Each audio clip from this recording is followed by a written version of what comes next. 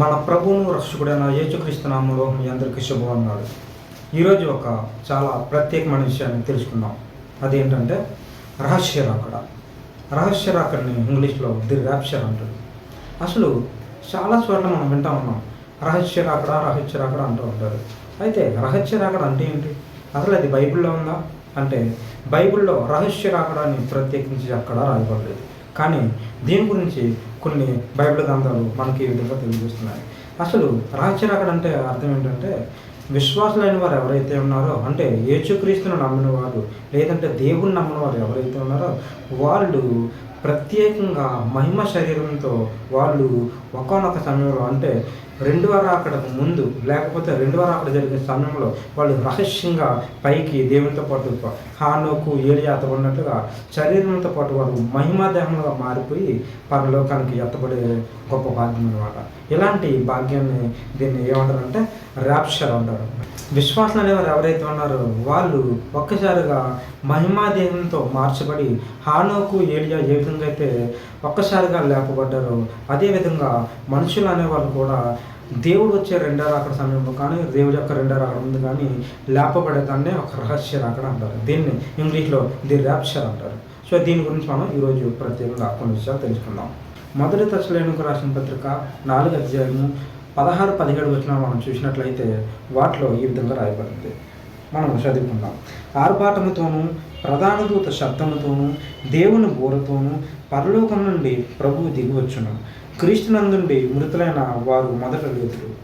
ఆ మీదట సజీవులమై నిలిచిండు మనము వారితో కూడా ఏకంగా ప్రభువును ఎదుర్కొనుటకు ఆకాశ మండలమునకు మేఘముల మీద కొనుపోబడదుము.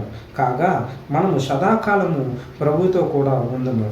కాబట్టి మీరు ఈ మాటల చేత ఒకరినొకడు ఆదరించుకోండి అని ఇక్కడ రాయబడింది. అంటే ఇక్కడ చూడండి, మనము ఇందులో గమనించినట్లయితే మొట్టమొదటిసారిగా ఎవరు లేపబడతారంటే దేవుని రాకడ వచ్చినప్పుడు, ప్రభువు దినం వచ్చినప్పుడు, అంటే యేసుక్రీస్తు రెండవ రాకడ భూమి మీదకి వచ్చినప్పుడు జరిగే సంఘటన ఏంటంటే, మృతులైన వారు ఎవరైతే ఉంటారో ఆ మృతులైన వారు మొదట లేస్తారు. అప్పటి వరకు మరణించిన వాళ్ళు భూమి పుట్టింది మొదలుకొని ఇప్పుడు యేసుక్రీస్తు రాకడ వచ్చే వరకు లేదంటే రహస్య రాకడ వచ్చే వరకు ఎవరైతే సమాధిలో చనిపోయి ఉన్నారో, అందులో పరిశుద్ధులైన వారు ఎవరైతే ఉన్నారో వాళ్ళందరూ కూడా ఏంటంటే మృతులైన వాళ్ళందరూ కూడా లేస్తారు. వాళ్ళు లేచిన తర్వాత వాళ్ళతో పాటు సజీవమై ఉన్న మనము కూడా వారితో కూడా ఏకంగా మనం ఎందుకు తెలుసా? దేవుణ్ణి ఎదుర్కోవడానికి, ప్రభువుని ఎదుర్కోవడానికి.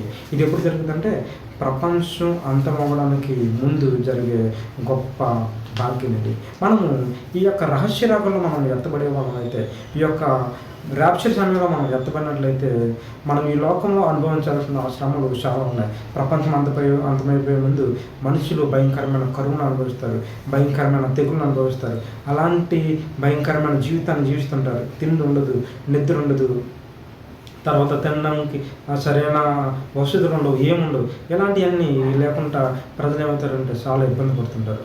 అలాంటి జీవితంలో మనం ప్రవేశించుకుంటూ ముందే ఒక రహస్య రాకడ అనేది బైబిల్ గ్రంథంలో కొన్ని వాదనలు అయితే ఉన్నాయి. ఇది రహస్య రాకడ క్రీస్తు రాకడ ముందు జరుగుతా లేకపోతే క్రీస్తు రాకడ సమయంలో జరుగుతా అనేది దానికోసం కొన్ని వాదనలు అయితే జరుగుతున్నాయి. ఏదేమైనప్పటికీ ఇది ర్యాప్చర్ అంటే ఏంటంటే, సజీవంగా ఉన్న మనము మృతులుగా ఉన్న మన ఎవరైతే మృతులు ఉన్నారో వాళ్ళందరూ కూడా లేచి మన శరీరం ఏదైతే ఉందో ఈ శరీరము మహిమ శరీరంగా మార్చబడి ఒక హానుకు ఏ విధంగా అయితే కొనుక్కోబడ్డారో పైకి, అదే రీతిగా మనం కూడా కొనుక్కోబడ్డాం. దీన్ని ర్యాప్చర్ అంటారు. అయితే దీని గురించి కొన్ని వచనాలు మనము ఈరోజు నేను కేవలం ఈ వీడియోలో మీకు ఒక అవుట్లైన్ విషయాలు మాత్రమే తెలియజేస్తాను. దీని గురించి మొదటిసారిగా మనం అందరూ గమనించినట్లయితే చదువుకున్నాం ఆల్రెడీ, మృతులైన వారు మొదట లేస్తారు, వారితో పాటు మనం కూడా సజీవమైన మనం కూడా ప్రభువుని ఎదుర్కోవడానికి లేస్తామని ఇక్కడ రాయబడింది.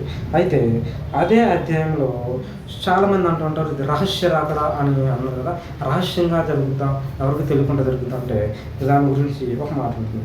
16వ వచనంలో ఉన్న మాట ఏంటంటే, ఆర్భాటముతోనూ ప్రధాన దూత శబ్దముతోనూ దేవుని బూరతోనూ పరలోకం నుండి ప్రభువు దిగివచ్చును అని ఉంది. అంటే ఆర్భాటముతో గొప్ప గొప్ప గొప్ప బూరతోని శబ్దములతో, ప్రధాన దూత శబ్దములతో, దేవుని యొక్క బూరతో పరలోకం నుండి ఒక గొప్ప శబ్దం వస్తుంది. ఒక ట్రంపెట్ సౌండ్ తెలుసు కదా, వస్తుంది. యుద్ధాలు జరిగినప్పుడు పెద్ద ట్రంపెట్ ఊగుతూ ఉంటుంది అనమాట. యుద్ధాన్ని ప్రకటిస్తున్నప్పుడు ఒక దేశానికి మధ్య యుద్ధం జరుగుతున్నప్పుడు ఎప్పుడైతే రాలేదు. అప్పుడు ఒక ట్రంపెట్ ఒక జరిగినప్పుడు సైరన్ అంటారు కదా, ఇప్పుడు సైరన్ ఇప్పుడు పెట్టినట్టుగా ఆ రోజుల్లో ట్రంపెట్ ఉండేది. ఆ ట్రంపెట్ ఈ బోర అనేది ఏంటంటే ఆ విధంగా ఊదపడి ఆ సైరన్ మోగుద్ది. ఆ సైరన్ మోగినప్పుడు ఏమవుతుందంటే మృతులవి ప్రభు వస్తున్నారని ఒక సింబల్ ఇది. అది చాలామందికి వినిపిస్తూ ఉంటుంది, గమనిస్తూ ఉంటారు, కానీ అది ఏంటో చాలామందికి అర్థం కాదు. ఇది జరగబోతుంది, ప్రపంచం అంతం అవ్వడానికి ముందు ఇది జరగబోతుంది.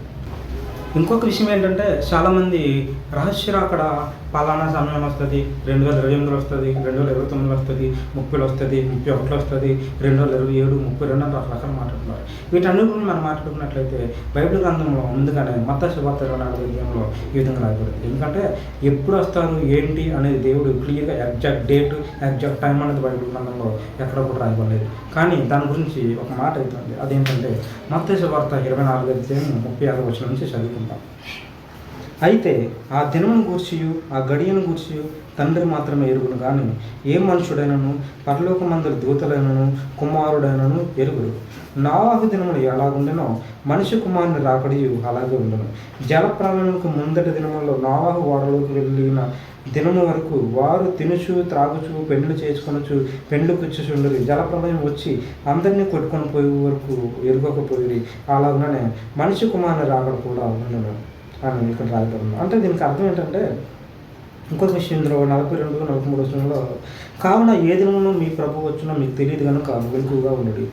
ఏ జామున దొంగ వచ్చినో ఇంటి యజమానికి తెలిసిండని వల్ల అతను మెలకువగా ఉండి తన ఇంటికి కన్నం వేయనీయడని మీరు ఎదురు. మీరు అనుకొనని గడియలో మనుష్య కుమారుడు వచ్చును కనుకనే మీరు సిద్ధంగా ఉండడు. అసలు ఈ యొక్క రాకడ రహస్య రాకడ అవ్వనండి, యేసుక్రీస్తు రెండవ రాకడ అవ్వండి, ఎప్పుడు వస్తుందో ఎవరికి తెలియదు. రహస్య రాకడ అనేది తెలియకుండా వచ్చేస్తుంది. కానీ ఒకటి రాయబడింది మొదటి దర్శనంలో 4వ అధ్యాయంలో రాయబడిన మాట ఏంటంటే ఆర్భాటంతో ప్రధాన దూత శబ్దంతో దేవుని బూరతో అని చెప్పి రాయబడింది. అంటే ఒక సౌండ్ అయితే తినిపిస్తుంది, ఆ ట్రంపెట్ సౌండ్ అయితే తినిపిస్తుంది, కానీ దాన్ని ఎవరు చాలామంది గ్రహించలేరు. ఆ సమయంలోనే దేవుడు పరిశుద్ధులైన వారు, నిజంగా దేవుని కొరకు బ్రతికిన వారు ఎవరైతే ఉంటారో వారిని ప్రత్యేకమైన స్థానంలో వారిని ఎలాగా మహిమ శరీరం వల్లే వాళ్ళు దేహము మహిమ శరీరంగా మారిపడి వాళ్ళు పైకి ఇలా లేపబడతారు. అర్థమైంది కదా. సో దాన్ని బట్టి ఈ మత్తయి సువార్త 24లో రాయబడినట్లుగా ఏంటంటే సమయం గురించి అయితే తెలియదు, కానీ రావడం అయితే ఖచ్చితంగా వస్తుంది. ఆ దినం ఎలా ఉంటుందంట, నోవహు దినాలలో ఎలాగే జరిగిందో అలాగే ప్రకటించబడుతుంది, కానీ ఎవరు కూడా వినరు అని రాయబడింది. ఈ రోజుల్లో కూడా చాలామంది వాక్యాలు చెప్తూ ఉంటారు. అలాగే నేను కూడా కొన్ని పరిచర్య చేస్తుంటాను, అలా వాక్యాలు చెప్తూ ఉంటాము. కొన్ని మనం చాలా సంఘాలకు వెళ్తుంటాం, అందరూ చెప్తారు దేవుడు రాకడొస్తుంది, మారండి, తప్పు చేయకండి, కరెక్ట్గా ఉండండి, ఎవరికి అన్యాయం చేయొద్దు, ఎవరికి అన్యాయం చేస్తే ఎవరి జోలికి వెళ్ళొద్దని చెప్పి చెప్పినా కూడా మనం ఆయన వింటాము, తిరిగి మళ్ళీ తప్పు చేస్తాం. తప్పు చేయడం కాదు, ఎవరైతే విని ఆ విషయాన్ని గ్రహించి నిజంగా దేవుడు ఉన్నాడని భయపడి ఆయనకు భయపడి నిజమైన మారు మంచుకుంది నిజాయితీగా జీవిస్తారో, పరిశుద్ధులుగా జీవిస్తారో అలాంటి వాళ్ళు ఈ లోకంలో ప్రపంచం అంతా అవడానికి ముందు జరగబోయే అధికమైన శ్రమలు. బైబిల్ గ్రంథం ఇంకో మాట ఉంది, ప్రపంచం అంతం అవడానికి ముందు 7 సంవత్సరాల ముందు 3.5 సంవత్సరాల శ్రమకాలం ఉంటుంది, ఇంకా లాస్ట్ 3.5 సంవత్సరాలు మహాశ్రమకాలం ఉంటుంది. ఆ శ్రమకాలం జరిగేది తెలుసా, తిండి ఉండదు, సరైన వసతులు ఉండవు, సరైన ఉద్యోగాలు చేసుకోవడానికి ఉద్యోగాలు ఉండవు, తర్వాత మనుషులు ప్రశాంతంగా బ్రతకలేడు, మనుషుల మధ్య యుద్ధాలు, గొడవలు, అక్రమ సంబంధాలు ఇవన్నీ జరుగుతుంటాయి. ఆల్రెడీ ఇవన్నీ ఈ రోజుల్లో జరుగుతున్నాయి. వీటిని బట్టి మనం అర్థం చేసుకోవాలి, చాలా దగ్గరగా ఉన్నామని. అందుకే ఈ యొక్క రాకడకు ముందు ఏమో త్వరలోనే ఈ వారం 10 రోజుల్లోనో లేదంటే నెలలోనో సంవత్సరంలోనో 2 సంవత్సరాల్లోనో రహస్య రాకడ రావచ్చేమో. మనం అందుకే సిద్ధపడి ఉండాలి. వీటన్నిటి కొరకు మనం ఏం చేయాలి, సిద్ధపడి ఉండాలి. 1 కొరింథీయులకు రాసిన పత్రిక 15వ అధ్యాయం 51, 52 వచనాల్లో ఈ విధంగా రాయబడింది. ఇదిగో మీకు ఒక మర్మము తెలుపుచున్నాను, మనమందరము నిద్రించము గాని నిమిషములో ఒక రెప్పపాటున కడబూర మ్రోగగానే మనమందరము మార్పు పొందుతాము, బూర మ్రోగును, అప్పుడు మృతులు అక్షయులుగా లేపబడదు, మనము మార్పు పొందుతాము అని ఇక్కడ రాయబడింది. అంటే ఏంటి తెలుసా, ఇది ఈ కడబూర మ్రోగితే ఒక సమయంలో మనము ఏదో చనిపోయి, ఇప్పుడు చాలామంది అంటారు బైబిల్ గ్రంథంలో మరణము అనే దానికి నిద్ర అనే ఒక అర్థం తెలియజేస్తుంది బైబిల్ గ్రంథం. చాలామంది మరణం అంటే చనిపోయారని అంటారు, కానీ చనిపోవడానికి బైబిల్ గ్రంథంలో రాయబడిన మాట ఏంటంటే నిద్ర, విశ్రాంతి. చనిపోయిన వాడు విశ్రాంతిలో ఉన్నాడు, నిద్రలో ఉన్నాడని బైబిల్ గ్రంథం తెలియజేస్తుంది. అయితే దాన్ని బట్టి మనం ఆలోచించినట్లయితే మనమందరము ఏదో చనిపోము, కానీ రెప్పపాట్లో మనము చనిపోయి నాశనమైపోవడం కాదు. కానీ ఈ రహస్య రాకడ అనేది ఎప్పుడైతే వస్తుందో ఆ సమయంలో మన శరీరం ఇలా ఉండగానే మహిమాదీపంగా మారిపోయిన ఈ మహిమా శరీరము ఒక్కసారిగా దేవుని మీదకి, మేఘముల మీదకి, ఆయన మేఘాల మీదకి, ఆయన్ని ఎదుర్కోవడానికి, ఆయన పక్షాన మనము నిలబడడానికి మనల్ని ఆయన కొనుక్కోబడతాం అంటే పైకి తీసుకెళ్ళిపోవడం మహిమా శరీరం. ఇలాంటి గొప్ప కృప మనందరికీ రావాలి. ప్రకటన గ్రంథంలో రాయబడిన మరొక మాట ఏంటంటే 19వ అధ్యాయం 11వ వచనంలో రాయబడిన మాట మనం చదువుకుంటాం. మరియు పరలోకము తెరవబడి ఉండుట చూసితిని. అప్పుడు ఇదిగో తెల్లని గుర్రం ఒకటి కనబడును. దాని మీద కూర్చుండి ఉన్నవాడు నమ్మకమైన వాడును, శక్తివంతును, ఆయన నామం గలవాడు. ఆయన నీతిని బట్టి విమర్శ చేస్తూ వ్యక్తిని జరిగించుచున్నాడు. ఆయన నేత్రము అగ్ని జ్వాల వంటివి. ఆయన శిరస్సు మీద అనేక కిరీటములు ఉండవు. రాయబడిన ఒక నామము ఆయనకు కలదు, అది ఆయనకే కానీ మరి ఎవరికీ లేదు అని కూడా రాయబడింది. అంతేకాకుండా మనము 20వ అధ్యాయంలో మనం చూసినట్లయితే, మరియు పెద్ద సంఖ్యలను చేత పట్టుకొని అగాధం యొక్క తాళపు చెవిగల ఒక దూత పరలోకం నుండి దిగి వచ్చుట చూసితునే.